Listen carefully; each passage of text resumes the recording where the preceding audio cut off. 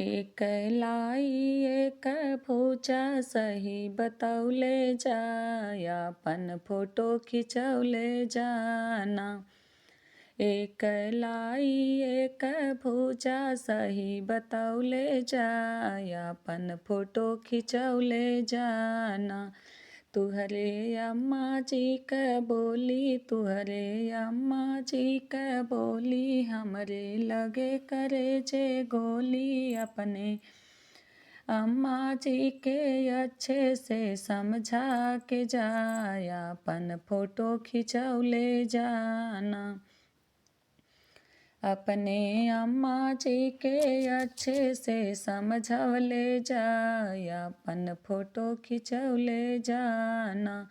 एक लाई एक भुजा सही बतौले जाय, अपन फोटो खिंचौले जाना। एक लाई एक भुजा सही बतौले जाय, अपन फोटो खिंचौले जाना।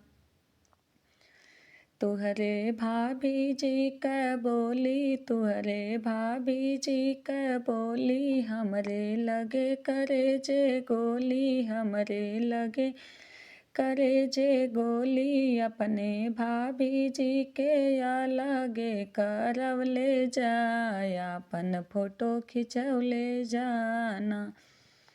अपने भाभी जी के अलगे करवले जाय, अपन फोटो खिंचौले जाना। एक लाई एक भुजा सही बतौले जाय, अपन फोटो खिंचौले जाना। एक लाई एक भुजा सही बतौले जाय, अपन फोटो खिंचौले जाना।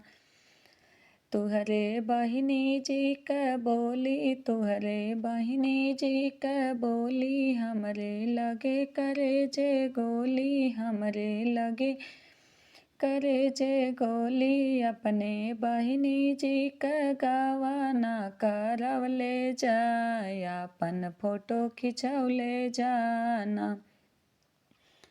अपने बहिनी जी क गवाना करवले जाय, अपन फोटो खिंचौले जाना।